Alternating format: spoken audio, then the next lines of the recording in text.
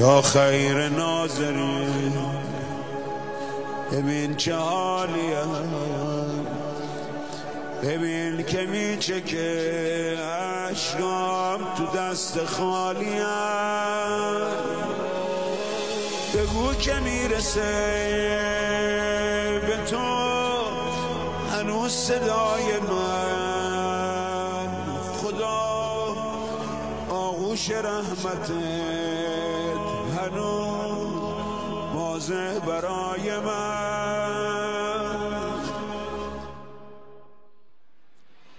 بسم الله الرحمن الرحیم.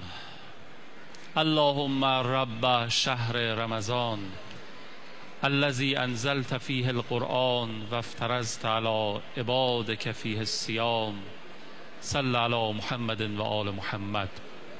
السلام علیک یا بنت امیر المؤمنین، السلام علیک یا سیدتی و مولاتی یا فاطمه المعصومه. در همان عصری که فرمان برد خورشید از علی، در همان عصری که فرمان برد خورشید از علی، چشمه چشمه اشک قربت خیز جوشید از علی. خطبه بی نقطه را کوفه شنید اما دریغ، خطبه با آه را جز چاه نشنید از علی.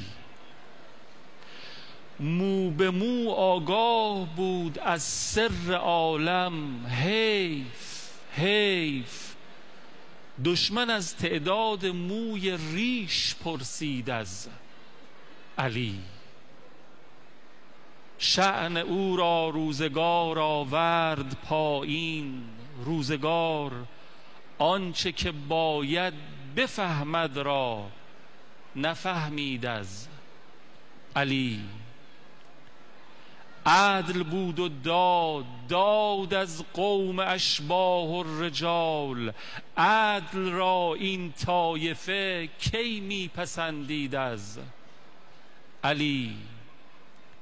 تا قیامت هم عقیل اصرار اگر میکرد باز، غیر از این برخوردی نمیدید از علی.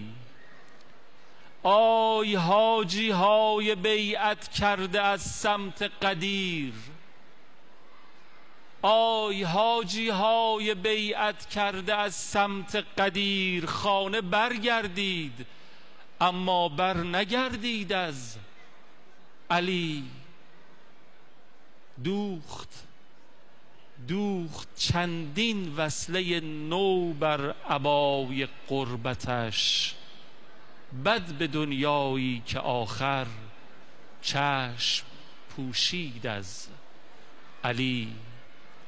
بد به دنیایی که آخر چشم پوشید از علی. السلام علیک یا ابوالحسن یا امیر المؤمنین یا علی ابن ابی طالب.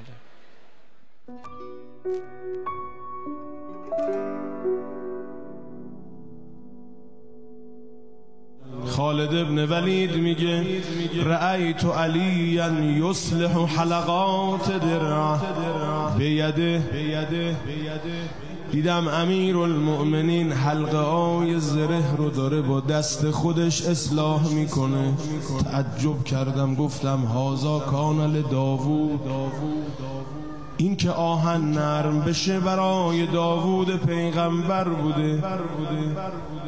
امیر المؤمنین یه نگاهی کرد، فرمود بنا انان الله الحدید لداوود فکیف لنا. خدا به خاطر ما اهل بیت آهن رو برای داوود نرم کرد، لین کرد، پس مگه ممکنه آهن برای خود ما نرم نباشه؟ آهن برای اون نرم بود، اما بعضی موقع خدا خواست اینطور نباشه. یه موقع اراده خدا این بود همسر عزیزش بین در و دیوار بمونه. قربونت برم یا علی.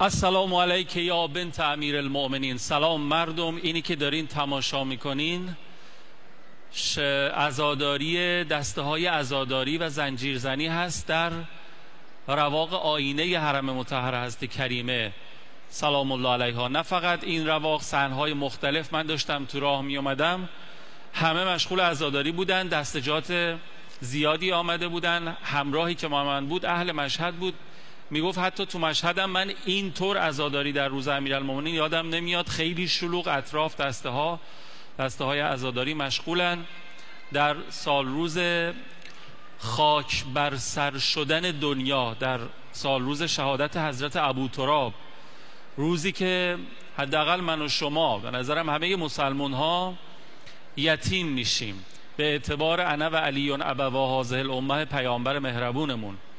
امروز سال روز شهادت اولین مسلمان، اولین مؤمنان، اولین کسی که با پیامبر نماز گذارد، اولین کسی که جانش رو در راه پیامبر و اسلام در طبق اخلاص گذاشت، اولین کسی که فردای قیامت برمیخیزد، اولین کسی که وارد بهشت میشود، اولین امام ما شیعیان حضرت مولا الموحدین امام المتقین امام علی ابن ابی طالب علیه السلام هست.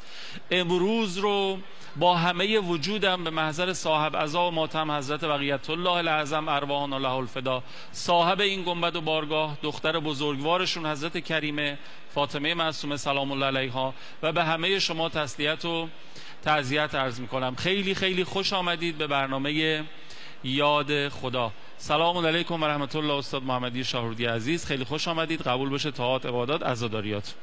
سلام علیکم و رحمت الله. خیلی ممنون، مخلصم از شما و همه دوستان عزیز بیننده و عزیزانی که در خدمتشون هستیم. ان شاء الله قبول باشه. اعوذ بالله من الشیطان الرجیم. بسم الله الرحمن الرحیم. الحمد لله رب العالمین و صلی الله علی سیدنا محمد و آله الطاهرین. اللهم صل علی محمد. عرض سلام و ارادت دارم محضر دوستان عزیز بیننده و عزیزانی که در خدمتشون هستیم. با آرزوی سلامتی، طول عمر، توفیقات روزافزون، آرزوی قبولی طاعات، عبادات، برخورداری از فیوزات و برکات این ماه عزیز، درک شب‌های قدر، انشالله شب 23 و انشالله که شب‌های قبل هم درک کرده باشن. و عرض تعزیت و تسلیت دارم سال روز شهادت مولای متقیان امیر مومنان علیه السلام رو که امروز هم مثل روز عاشورا عالم به هم ریخت، عالم دگرگون شد. اگر کسی چشم ملکوتی می داشت می دید که ارکان عالم در حال تزلزل و به هم ریختن هست. در اون روز هر سنگی که از زمین برداشته می شد از زیرش خون می جوشید. البته اختصاص به اون روز سال 40 نداره، الان هم همینطوره. الان هم اگه کسی اهل دل باشه و چشمش باز باشه، مرحوم علامه طباطبایی با یکی از دوستانشون در همین قبرستان شیخان قم همین سوال مطرح شد که این مال همون زمان بود، فرمود نخیر الان هم هست. سنگو برداشت. هر سال روز شهادت امیرالمومنین اتفاق میفته، هم سال روز شهادت مولا هم روز عاشورا. این دوتا. آخه ما راجع به روز عاشورا بیشترین روایات نه، سال روز شهادت مولا هم داریم. عجب. و علامه فرمودن که این دو روز سنگی از زمین برداشته باشه از زمین خون میجوشه. به هر حال عالم دگرگون شد. تعزیت عرض میکنم، تسلیت عرض میکنم و خدای متعال رو شاکریم که در خدمت دوستان هستیم. ان شاءالله که آنچه که به صلاح دین و دنیا و آخرت ما و شماست بر زبان ما و شما جاری بشه، چون ما بیشتر به سوالات شما جواب میدیم. یعنی شمایید که گنجینه های علوم رو درش باز میکنید. پیغمبر فرمودن العلم خزائن و مفاتیح السؤال فاسالوا یرحمکم الله. بعد فرمود که فانه یوجر فیه اربعه: السائل و المجیب و المستمع و المحب لهم. شما که پرسشگر هستید در واقع در گنجینه های علم رو باز میکنید. ما با آقای قوامی و دوستانی که مخاطب هستند و بینندگان وارد اون گنجینه ها میشند و بهره میبرند. الحمدلله الحمدلله. کاش یه چند تا از شیعه های درست درمونی که الان هستن زمان امیرالمومنین بودن. الان ما میگیم مردم سوال بفرستین، انصافا سوالات خیلی خوبی لابلای سوالای خیلی سطح بالایی رو دریافت میکنیم از طرف مردم. ولی اون موقع امیرالمومنین فرمودن سلونی قبل ان تفقدونی، از من بپرسید قبل از که من شما را. بعد یه بابایی که حالا ما تو شعرمون هم اول اشاره کردم میگه چند تا مو تو سر صورت ما، به چه درد تو میخوره؟ یه سوالی بپرس که بتونه دنیا و آخرت دست تو رو بگیره. ولی انصافا مردم سوال خوبی میپرسن. چند تا سوال هم دریافت کردیم ما از روزهای گذشته که من میخوام از شما همین الان نقدن بپرسم. منتها اجازه بدید قبلش بگم از چه طریقی بوده و اون داستان قرعه کشی هم بگم و بعد سوالاتو مطرح بکنم. اجازه است؟ سوالاتی که دریافت میکنیم از طریق 301122 است. سرشماره 301122 سامانه پیامکی برنامه ماست که شما میتونید اگه سوالی در ذهن مبارکتون هست همین الان دست به گوشی بشین. زائران عزیزی هم که اینجا هستن میتونن همین کارو بکنن. ما انشالله اگر امروز شد، امروز نشد، روزهای آتی از محضر استاد خواهیم پرسید. ضمناً از این سامانه پیام‌کوتاه استفاده دیگری هم هر روز دارید میکنید. اینی که الان به مناسبت ایام شهادت امیرالمومنین ما خواستیم عبارت یا علی رو به همین سامانه ارسال بفرمایید. 301122 برنده قرعه کشی دیروزمون آقا ایمان قرداغی هستن از تهران. آقای ایمان قرداغی از تهران که ما این پرچمی که اینجا الان دوستان من زینت دادن دکور برنامه‌مون رو، که پرچمی هست که مدت‌ها داخل گنبد حرم حضرت معصومه سلام الله علیها بوده، به شدت متبرک هست. از داخل گنبد باز میکنن این پرچم‌ها رو، هر روز به قید قرعه ما به یک نفر هدیه میکنیم. یعنی این آقای ایمان قرداغی همین پرچم رو که اینجا میبینید تو دکور دریافت میکنن که مدت‌ها روی گنبد داخل گنبد حرم حضرت معصومه سلام الله علیها اونجا بوده. خب امروز تا اذان مغرب فرصت ارسال عبارت یا علی رو دارین که انشالله این پرچم رو دوستان منم میتونن ارسال بکنن، دریافت بکنین. ولی برای طرح سوال از استاد همچنان فرصت باقی هست. خب اولین سوالی که من بپرسم از استاد محمدی شاهرودی، شما هم دقت بکنید شاید سوال شما باشه. پرسیدن که بعد از سلام و قبولی آرزوی قبولی طاعات برای مردم و اینها، ممنونم از شما، چه کار کنیم که معرفت به فضائل امیرالمومنین در زمان غیبت داشته باشیم؟ بالاخره ما در غیبت امام زمان هستیم، ولی خب دلمون میخواد اونطور که شأن امیرالمومنین هست معرفت پیدا بکنیم. این توضیح بدید. چند کارو باید انجام بدیم. اول باید مطالعه کنیم کتابایی که درباره مولا نوشته شده. خوشبختانه کتاب زیاد نوشته شده، شیعه و سنی و همه کتاب نوشتن. اون دکتر محمود عقاد با اینکه سنی گرایش وهابیت هم داره، کتاب خوبی نوشته درباره امیرالمومنین علیه السلام. شیعه هم که از ارشاد مرحوم شیخ مفید بگیرید، بیاید تا کافی و نمیدونم امام شناسی مرحوم علامه تهرانی که 18 جلد عمدش هم راجع به امیرالمومنین علیه السلام است.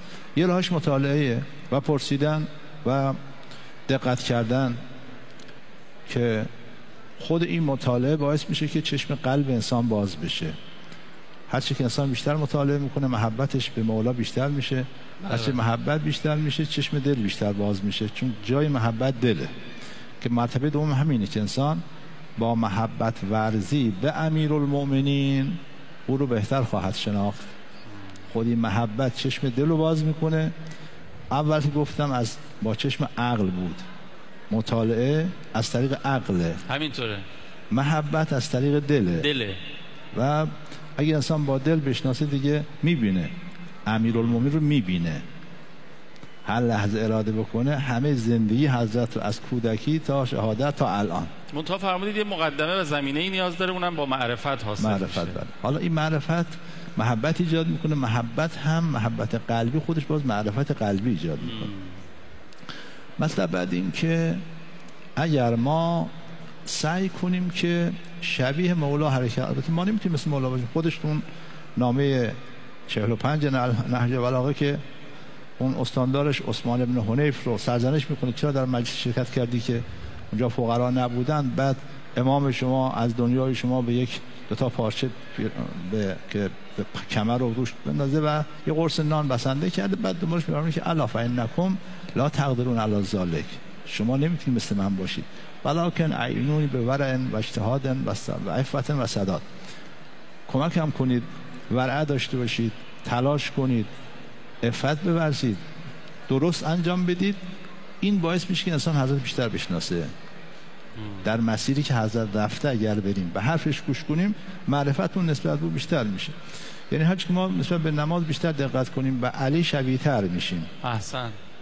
هرچی که از کنم که خدا رو بیشتر دوست داشته باشیم به مولا نزدیکتر شدیم، چون او ولی اللهه. خلاص این رفتارها، عمل کردن به دستورات باعث میشه که هم معرفت حاصل بشه هم محبت. در قرآن داریم که میفرماید که قل ان کنتم تحبون الله فاتبعونی یحببکم الله و یغفر لكم ذنوبکم. پیامبر اینا اگه میخوان که خدا رو دوست داشته باشن بهشون بگو که از پیغمبر اطاعت کنن، از امیرون اطاعت کنن. وقت محبوب خدا میشن خدا هم گناهاشون میبخشه. این هم یک راه عمل. در عمل ما روز به روز مولا رو بهتر خواهیم شناخت، چون متوجه میشیم که نماز یعنی چه، روزی یعنی چه و امیرون کی بود، چطور نماز میکن. خیلی ممنونم استاد. یه سوال دیگه بپرسم. گفتن لطفاً بفرمایید حضرت علی علیه السلام از چه زمانی آمدن کوفه زندگی کردن و تا کی در مدینه بودن؟ آیا حضرت ام البنین علیها السلام هم در کوفه پیش حضرت علی علیه السلام بودن یا خیر؟ نسبت به سوال اول، همون ماهای اول خلافت حضرت خب اصحاب جمل قوقا به پا کردن و فتنه به پا کردن. هنوز 1 سال نگذشته بود. همون سال اول خلافت حضرت طلحه و زبیر رفتن مکه و بعد هم به بهانه مکه رفتن از مدینه بیرون و خلاصه بعد هم همسر پیامبرم با خودشون هم صدا کردن رفتن بسته. جنگ بسته شروع شد. حضرت برای خاموش کردن این فتنه از مدینه اومد بسره. اکثر نیروهای حضرت هم از کوفه بودن، چون کوفه شهر مجاهدین نظامی بود، بیشتر شهر مجاهدین بود. و بعد از اینکه جنگ بسته تموم شد، جنگ جمل پیروز شد، دیگه حضرت به مدینه برنگشتن، همونجا آمدن کوفه و تا آخر عمرشون هم در کوفه بودن. پس همون سال اول، حالا 5-6 ماهی شاید مثلا گذشته بود که فتنه جمل به پا شد و حضرت اومد بسته و از بسته اومد کوفه، دیگه تا آخر عمرشون در کوفه بودن. اما نسبت به سوال دومشون 2 تا ام کلثوم داریم. یه ام کلثوم که دختر حضرت زهرا سلام الله علیها بود که اون جریان خواستگاری چی از اون قبیل هست. اونم معتقدیم در دوران کودکی از دنیا رفته. بله. و اون دیگه کوفه نبوده، کربلا نبوده، در این جریان هایی که رخ داده اون ام کلثوم نبود. اما یه ام کلثوم دیگه حضرت داشته از همسران دیگرش، اون بوده، در کربلا هم بوده. بله. حضرت ام البنین رو پرسیدن ها. ام البنین ام کلثوم؟ ام البنین رو پرسیدن. من اشتباه. آره ام البنین رو پرسیدن. خب ام البنین حسن مادر حضرت عباس. همون دوران همون عرض کنم فکر کنم سالهای حدود اگه اشتباه نکنم 24 25 اون حدودا بوده. یعنی در حضرت مدینه بودن و ابوالفضل اینها در مدینه به دنیا آمدن، بعدها اومدن کوفه. بله بله. ام البنین همون شاید مثلا حدود 15-20 سال 15-16 سال بعد از شهادت از زهرا سلام الله علیها حضرت با ام البنین ازدواج کرده. درست. و دیگه بوده تا بعد از شهادت حضرت بود. من رفتم سراغ ام کلثوم. نه اشکال از شما نیست. این حالا خوب مردم هم پشت تلویزیون دارن میبینن، پشتش نه جلوی تلویزیون دارن ما رو میبینن، اینم بدونن که اجرا توی چنین فضاهای اقتضاعات خاص خودش رو داره و کاملا متفاوت با استودیو تلویزیونی هست. یکیش همین دریافت نکردن مطلوب صدا از طرف کارشناس و مجریه. منم صدای آجاقا رو خیلی به دلیل بالاخره زمزمه و همهمه‌ای که اینجا هست طبیعی هم هست، نمیشه جلوشو گرفت. ظاهران عزیز مشغولن و دعا و نماز و ذکر و اینها، بچه‌هام هستن و اتفاق کاملا طبیعی هست. ولی خب ما یه مقدار صدا رو به زحمت از هم دیگه میشنویم. حالا انشالله که مشکلی پیش نیاد. خیلی ممنونم استاد. آقای تهیه کننده من تو گوشی بگید، هنوز 2 تا سوال دیگه مونده. اینا رو میخواین بپرسم یا بریم برگردیم؟ آره یه دونه دیگه بپرسم. عرضم حضور شما که گفتن از استاد محمدی بپرسید برای وسعت رزق چه آیه یا سوره‌ای خیلی مؤثره و نتیجه میده. کارشون خیلی گیره، گفتن دیگه سری را بید نظر. سوره واقعه که هر شب بخونن باعث میشه که انسان هرگز محتاج نشه. سوره واقعه. سوره واقعه. جناب عبدالله بن مسعود که خب از قاریان قرآن و از شخصیت قرآنی بود، گاهی پیامبر ازش میخواست براش قرآن بخونه. از عبدالله مسعود میخواست که برای پیغمبر قرآن بخونه. اون در هنگام بیماریش که با هم بیماری از دنیا رفت، خلیفه سوم رفت دیدنش. بهش گفت که از چی شکایت داری؟ گفت از این گناهانی که انجام دادم. گفت به چی امید داری؟ گفت به رحمت پروردگارم. گفت برات پول آوردم. اون زمانی که من پول نیاز داشتم حقوق منو قطع کردی از بیت المال و اون موقعی که من به شدت نیاز داشتم تو اون مستمری منو حتی قطع کردی. حالا که من دارم میمیرم پول میخوام چیکار کنم؟ گفت که خب برای دخترات باشه. عبدالله گفت دختران من هم نیاز ندارن. عثمان پرسید چطور نیاز ندارن؟ گفت من از حبیبم پیغمبر شنیدم که هر کس سوره واقعه رو هر شب بخونه هرگز محتاج نخواهد شد. من بهشون یاد دادم که هر شب سوره واقعه رو بخونم. حالا اگه تو نماز وتیره بخونن خیلی خوبه. مرحوم آقای نجفی در ملاقاتی که با ما زمان داشتن بهشون گفته بود بین نماز مغرب و عشا بخونن. حالا بعد از نماز شام بخونن، شب بخونن خوبه. یکی این سوره هست، یکی هم این اللهم اغننی به حلالک عن حرامک و به طاعتک عن معصیتک و فضلک عن سواک. یک حالا من بقیه چیزام بگم بعد نیست، حالا ممکنه سوره نباشه. خوشنیت بودن تو روایات فراوان داریم، باعث وسعت روزی میشه. بله. دائم الطهاره بودن باعث وسعت روزی میشه. در روایت داریم دم علی الطهاره یوسع فی رزقک، همیشه با وضو باش در روزیت وسعت پیدا میشه. اطعام و انفاق، پیامبر فرمودن اطعام در جلب روزی سریعتر عمل میکند از حرکت چاقو بر روی کوهان شتر. بله. و نماز شب، دعای کمیل، هر سوره قرآن تأثیر داره. قرآن به طور کلی باعث وسعت روزی میشه. مثلا روزی دو نوع هست، روزی مادی و روزی معنوی. قرآن سراسر رزق معنوی انسان محسوب میشه. خیلی خوب، ممنونم از استاد. یه سوال دیگه باقی مونده، منتها یه فاصله بگیریم ببینیم حال و هوای حرم حضرت محدثه در شب‌های قدری که گذشت چطور بود. شاید خیلی‌ها دلشون می‌خواست اینجا باشن، در جریان حال و هوا قرار بگیرن. هنوز یه شب دیگه شب قدر باقی مونده، البته یه شب بیشتر باقی مونده. یعنی ما 2 شب رو گذروندیم. یه شب 19 تو سال قبل بود، شب 21 تو سال جدید، شب 23 هم که فردا شب باشه تو سال جدیده. یعنی بخوایم حساب بکنیم 2 شب رو گذروندیم، یه شب باقی مونده، ولی یه شب بیشتر باقی مونده شب قدر. حالا چجوری میشه بعدم براتون اینو ببینیم برگردیم عرض میکنم. بسم الله.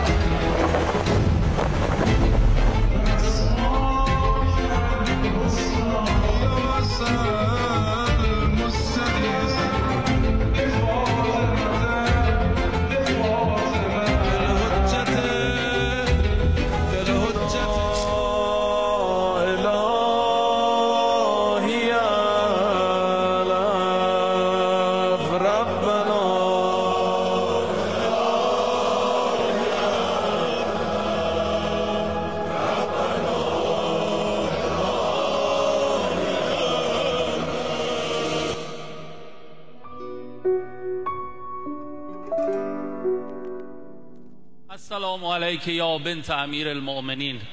الهی که نصیب و قسمت هر کسی که الان با دیدن این تصاویر دلش رفت، حالا الان میشه دلش اومد به این صحن و سرای باصفا، خیلی زود حضور توامان جسمانی و روحانی رو تجربه بکنه. مثلا همین فردا شب که شب خیلی محتملتر شب قدر هم هست، در شب 23 انشاءالله روزیتون بشه، قرآن به سرتون، احیاتون توی این حرم باصفا باشه به برکت لطف و کرامت همین بانوی محدثه و کریمه انشاءالله. خب من عرض کردم که امسال رو ما با شب‌های قدر شروع کردیم. یه شبش در سال قبل بود، 2 شبش هم یه شبش رو گذروندیم، یه شب 23 هم باقی مونده، ولی بعد عرض کردم بیشتر از یه شب باقی مونده.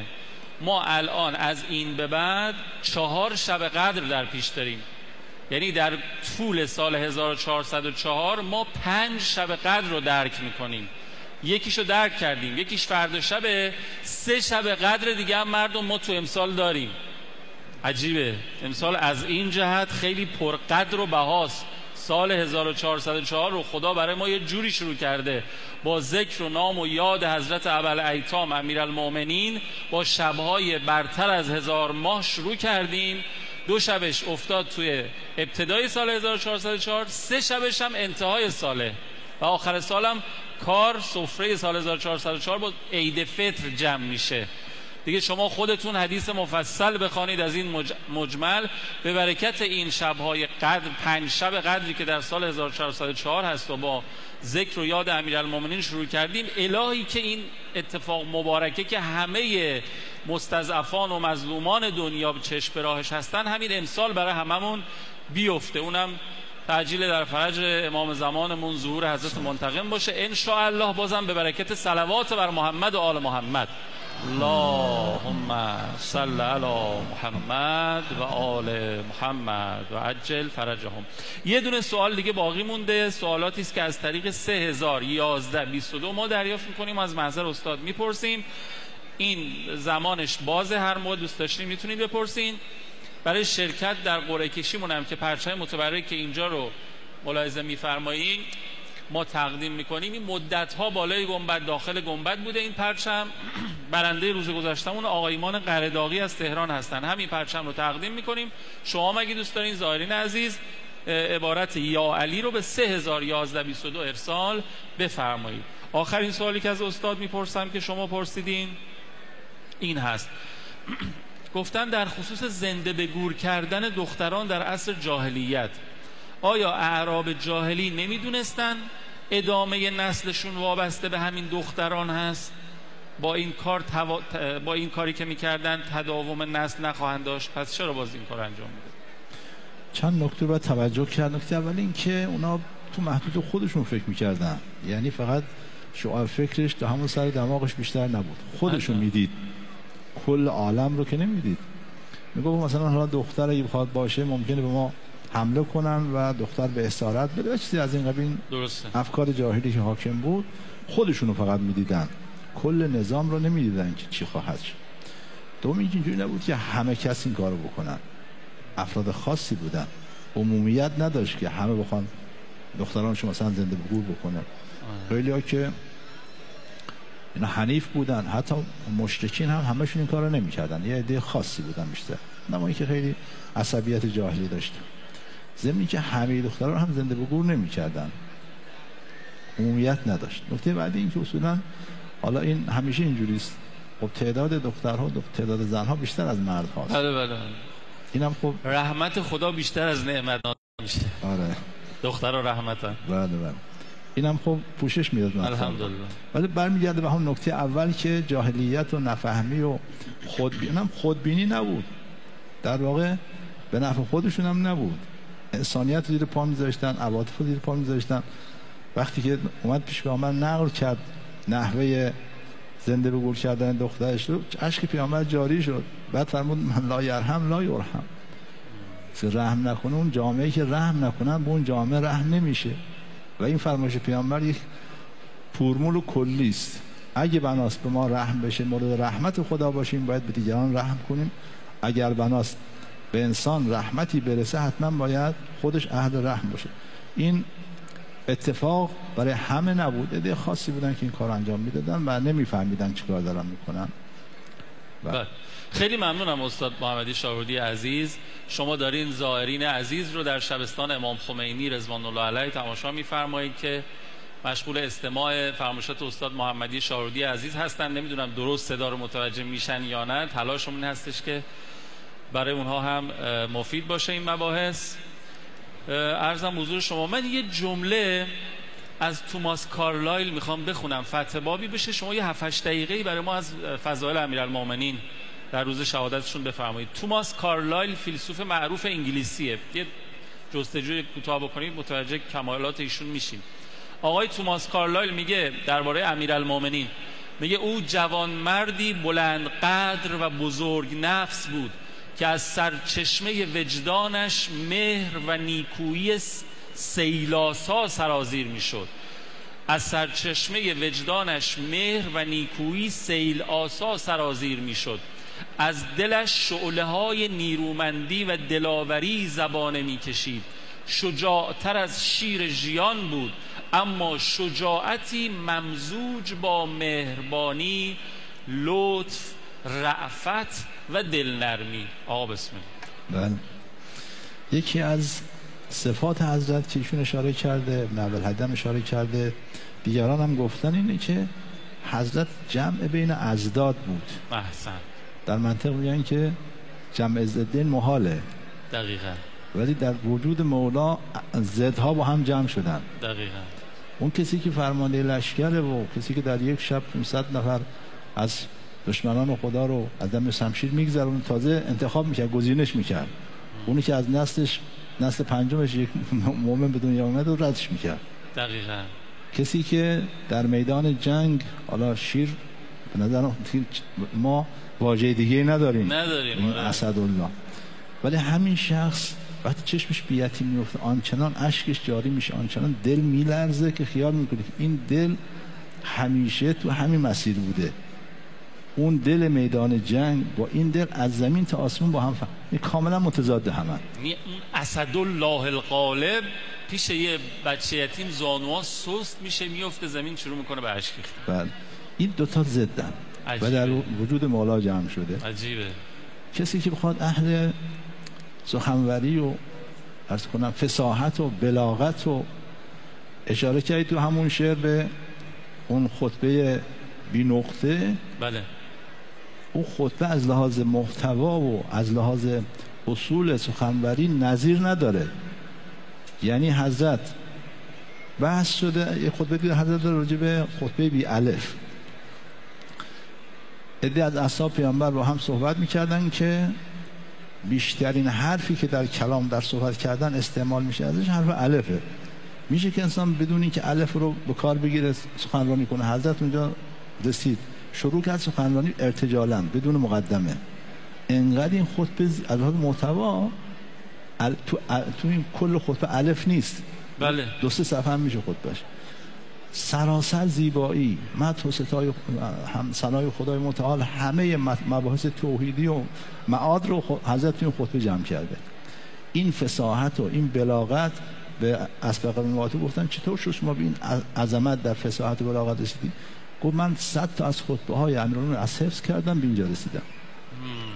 کسی که در فصاحت و بلاغت اینجاست، اون وقت انقدر مهربانه که با یارانش، با از اون طرف میبینید که در حکمت و منطق و معمولا کسانی که طبع شعر دارند و فصیح و بلیغ هستن خیلی تو این زمینه های مثلا منطق و استدلال و این حرفا وجود ندارن دیگه. باز اینجا میبینید دو تا ضد با هم جمع شدن. همینطوره. از این گونه جمع ازداد در وجود مولا زیاد هست. کسی که در میدان عبادت اون گونه، حتی در لیلة الحریر، اون شبی که حریر اون زوزه های اصلا فرض کن روبا و این چیز هاست که انقدر اون شب زخمی و مجروح اینها زیاد بود که صدای زجه و ناله و زوزه اینها بلند بود. بهش میگن لیلة الحریر. عجب. اون شب ابن ابوالهدی میگه حضرت نماز شبش تعطیل نشد. وسط دوتا میدان یه پوست انداختن، حضرت اونجا شروع کرد به نماز شب خوندن و تیر مثل بارون می آمد اطراف حضرت به زمین می نشست. عجب. این تو عبادت اینجوریه. وقت تو میدان جنگ، تو انفاق، معاویه میگه اگر علی 2 انبار داشت، یه انبار پر از کاه، یه انبار پر از طلا، اول انبار پر از طلا رو انفاق میکرد، بعد انبار پر از براش فرق نمیکرد. امروز که به شهادت رسید، امام مجتبی علیه السلام بعد از اینکه دفن کرد، تو خود این جریان دفن حضرت و غسل و تکفینش هم انقدر اعجاز هست که انسان همین مظهر العجائب، بلکه مظهر العجائز، سراسر معجزه وجود حضرت تو همین جریان تشییع و تکفین و عجیب بوده. عجیب بوده واقعا. محمد حنفی میگه که امام حسن غسل میداد، امام حسین آب میریخت، بدن خودش از این پهلو به این پهلو میشد. بعدم قبری که حضرت نوح 700 سال قبل از طوفان قبر آماده کرده، با زبان سوریانی نوشته این قبر علی ابن ابی طالب امیرالمومنین وصی پیامبر آخر زمانه. این جمع ازداد که حالا ایشون اشاره کرده و عرض کردم دیگران هم گفتن فراوان مشاهده میشه در این بله شما گفتن معلومه که وقت تموم شد. خیلی ممنون استاد. ان شاء الله روزهای بعدی بیشتر استفاده می‌کنیم و حظ می‌بریم و کام دلمون شیرین خواهیم کرد. ان شاء الله. دعای کوتاه بکنیم خداحافظی کنیم. خدای به حق امیرالمومنین علیه السلام ماها رو در دنیا و آخرت، همه دوستان عزیز حاضر در جلسه، همه عزیزان بیننده و همه مؤمنین و مؤمنات رو لحظه‌ای در دنیا و آخرت از قرآن و اطاعت جدا نفرما. الهی آمین. به برکت صلوات بر محمد و آل محمد. اللهم صل علی محمد و آل محمد و عجل فرجهم. از امیرالمؤمنین پرسیدن چجوری به این مقام رسیدی؟ فرمودن در خونه قلبم نشستم، هر کس و هر چیزی غیر از خدا خواست داخل بشه راهش ندادم. یا حق. خداحافظ. آقا ممنون.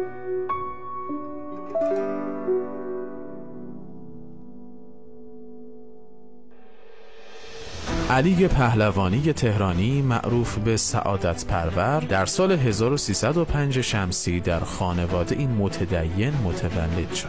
ایشان در نوجوانی به حلقه دروس اخلاقی عالم وارسته مرحوم حاج شیخ محمد حسین زاهد پیوست و دروس مقدماتی حوزه را در محضر مرحوم آیت الله شیخ علی اکبر برهان آموخت. وی برای ادامه تحصیل و تهذیب به قم مهاجرت نمود و در دروس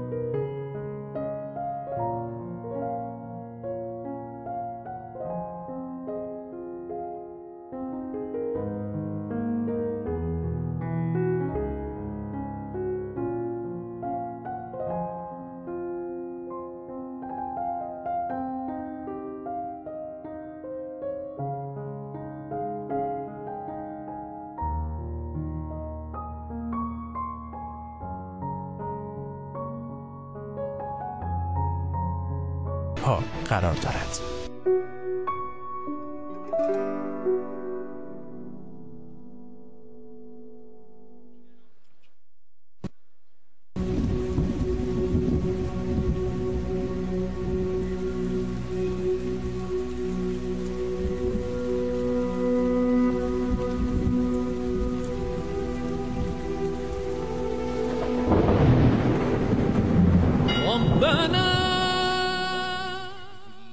من الشيطان الرجيم.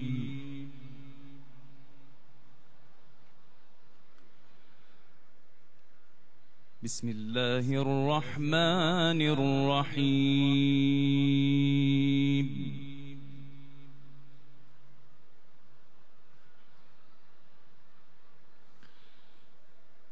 لقد كان لكم في رسول الله أسوة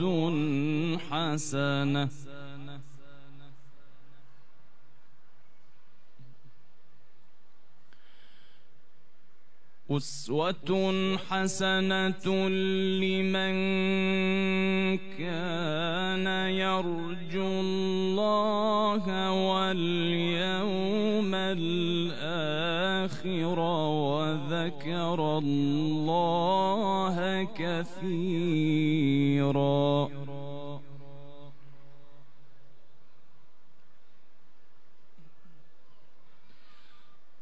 لقد كان لكم في رسول الله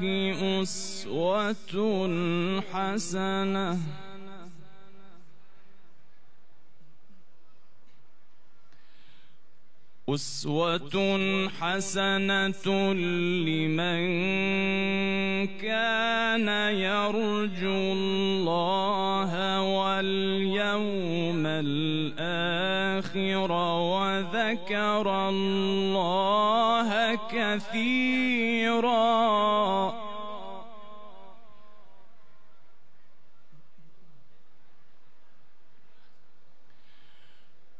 ولما رأى المؤمنون الأحزاب قالوا هذا ما وعدنا الله ورسوله وصدق الله ورسوله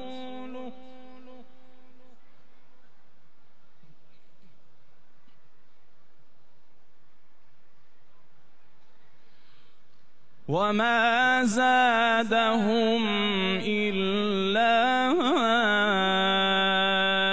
إيمانا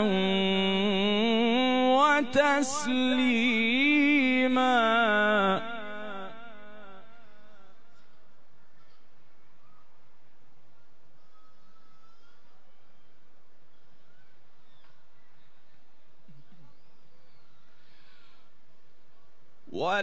ولما رأى المؤمنون الأحزاب قالوا هذا ما وعدنا الله ورسوله وصدق الله ورسوله وما زادهم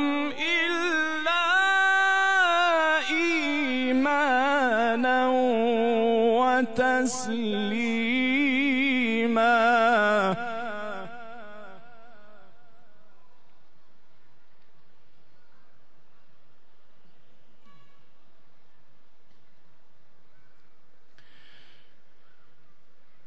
من المؤمنين رجال صدقوا ما عاهدوا الله عليه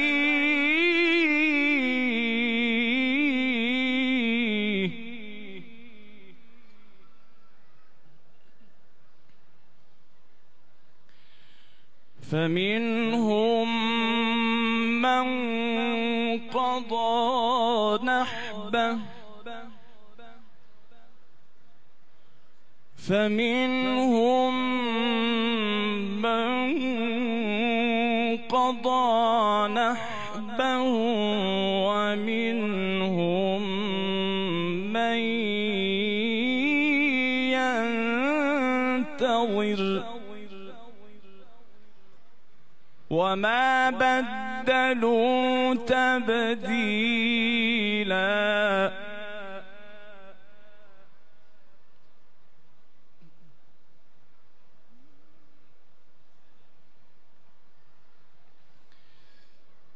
من المؤمنين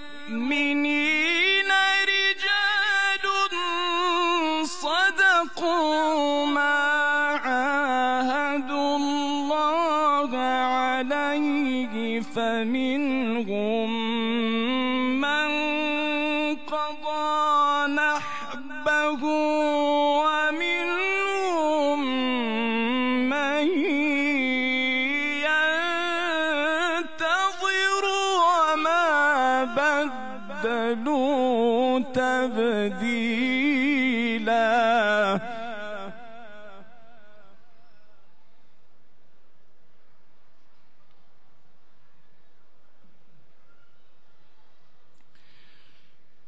ليجزي الله الصادقين بصدقهم ويعذب المنافقين المنافقين إن شاء أو يتوب عليهم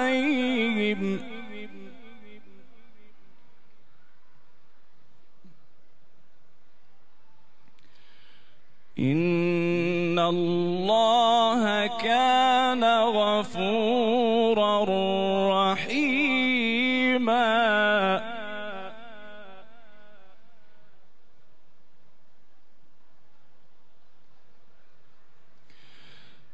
بسم الله الرحمن الرحيم.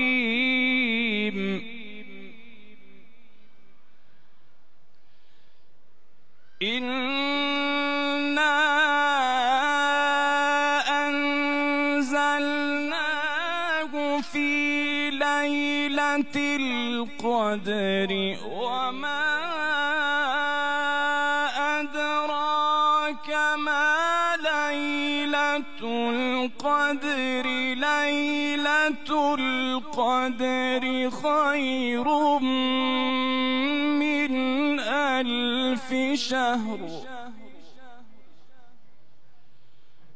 تنزل الملائكة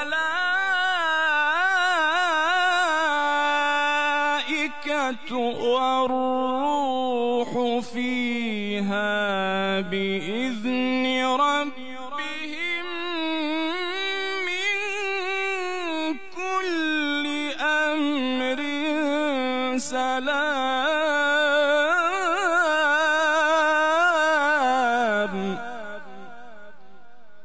سلام هي حتى مطلع الفجر.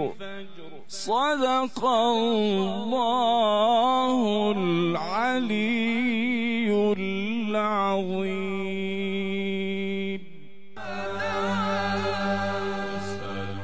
يا من هو الله الذي لا إله إلا هو الرحمن الرحيم الملك القدوس السلام المؤمن المهيمن العزيز الجبار المتكبر الخالق البارئ المصور الغفار القهار الوهاب الرزاق الفتاح العليم القابض الباسط الخافض الرافع المعز المذل السميع البصير الحكم العدل اللطيف الخبير الحليم العظيم الغفور الشكور العلي الكبير الحفيظ المقيم الحسيب الجليل الكريم الرقيب المجيب الواسع الحكيم الودود.